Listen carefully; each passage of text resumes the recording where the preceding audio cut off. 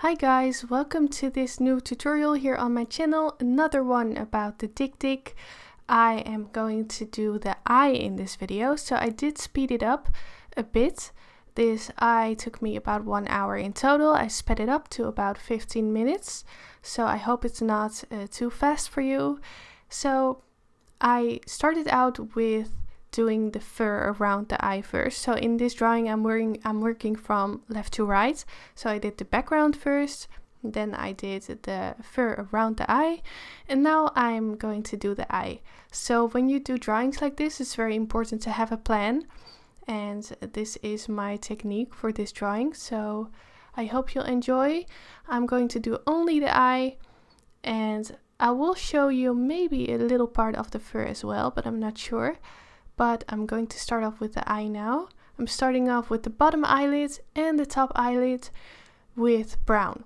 So there's actually a lot of black in this eye, but I'm building it up. I'm saving the black for last, and that's because I don't want to make this drawing look flat. When you start off with black right away, there's a really big chance of your drawing looking flat, which is not what I want. So I started off with the lighter color first.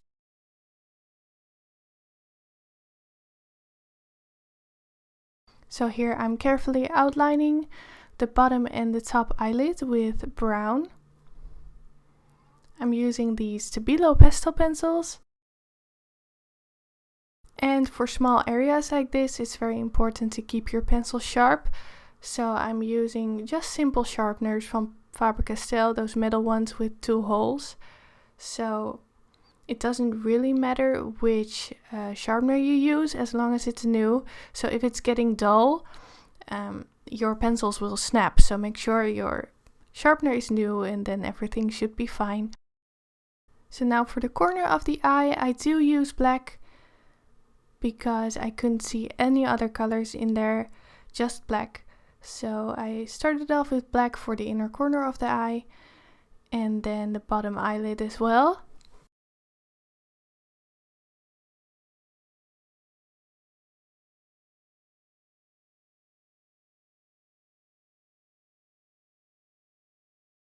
And now I'm adding in the highlight. So I'm using a light gray for that. I'm mapping out the highlight now so that I don't forget it later. So that's why I like to start with mapping out highlights before I start filling in the whole eye itself.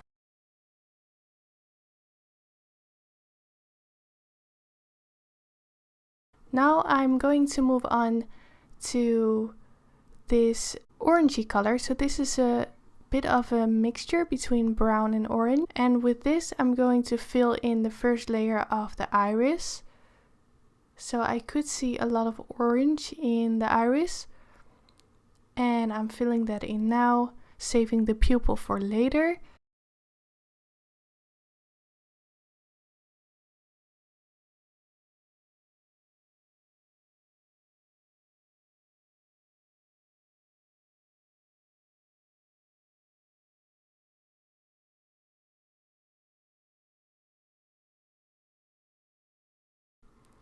And now I'm going to fill in the pupil with dark brown. So although this looked really black on the reference photo, I'm starting out with brown first to get as much depth in there as possible, making sure to work very tidy and keep my pencil sharp. I did put in some lashes as well, some light lashes. I put it in before I started filling in the eye, just so that these highlights, these very light lashes, will stay light. So as you can see, I'm drawing around those lashes.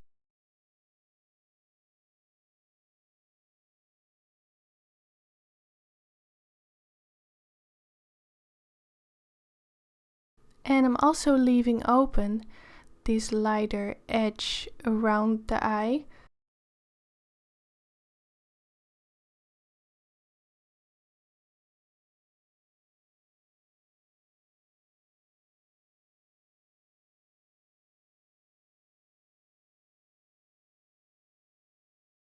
And now that the base layers are down, I can start darkening up some areas and adding some details.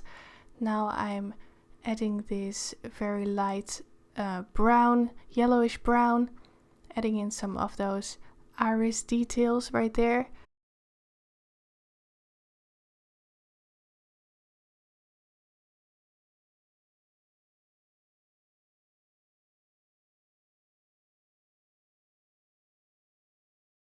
So because this is such a small area, you can't go too detailed, but I try to put in as many details as I can. Also using some light yellow to put in some highlighted areas in the iris. And now I'm taking black and I'm going to darken up some of those areas within the eye and around the eye.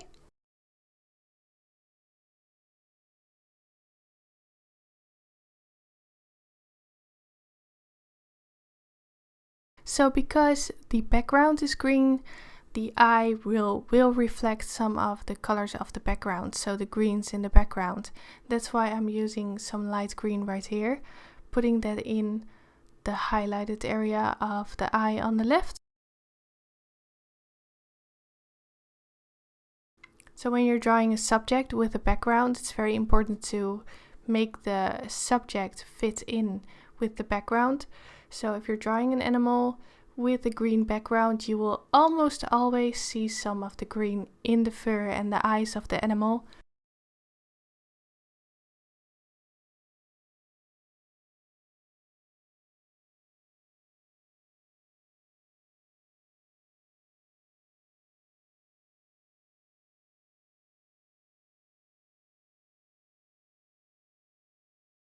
Jumping back and forth between the yellows and the lighter browns to get in as much detail in the eye as possible.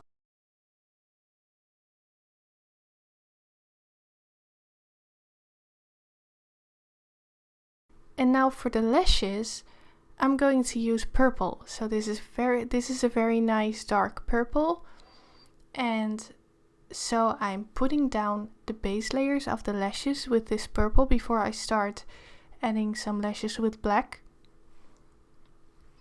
So even in these lashes, which are very small, very hard to draw, I will try to put in as many different colors as possible without making it look smudgy, and that's a very big challenge in this drawing.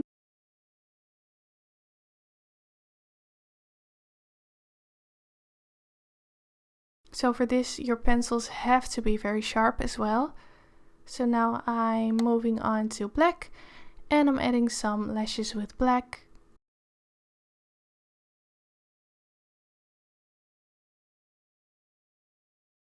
And then I'm also adding some lashes with number 645, which is a very nice reddish brown.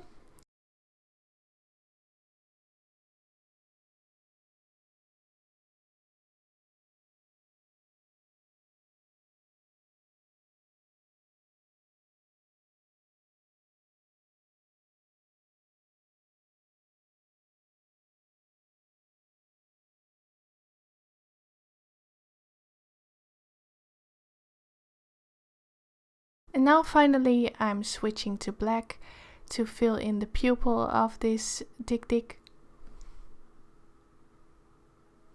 Carefully drawing around the highlight and around the lashes.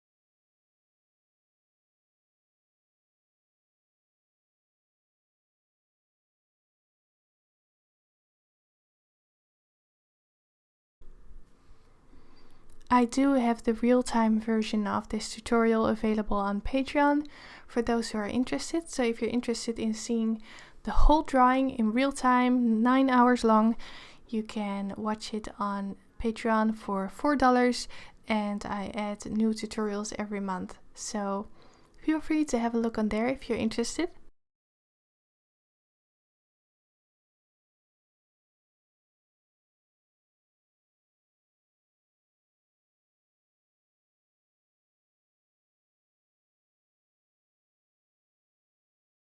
So now with this light pink, I'm adding some more lashes.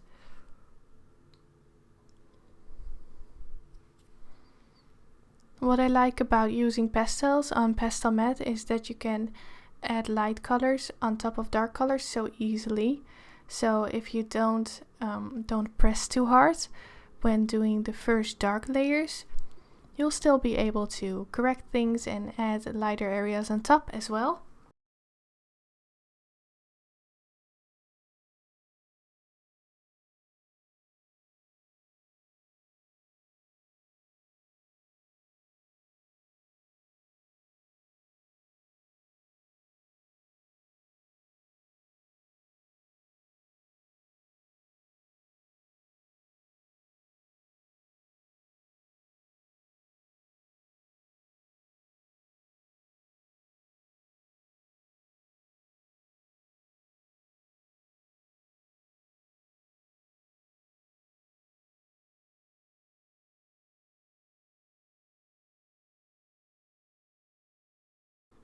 Cleaning up the edges of the lashes a bit with using the same green from the background. And then finally I'm adding some tiny highlights in the eye and on the lashes with white.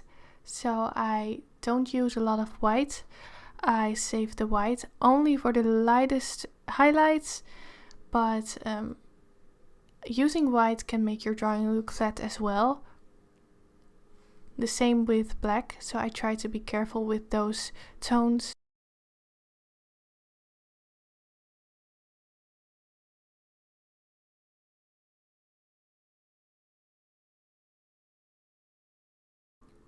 And then I'm using the purple for some hairs around the eye, some hairs on the eyelid.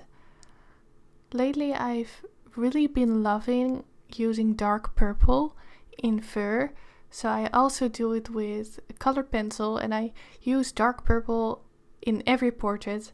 I really like how it looks on black fur, white fur, brown fur. I always use dark purple.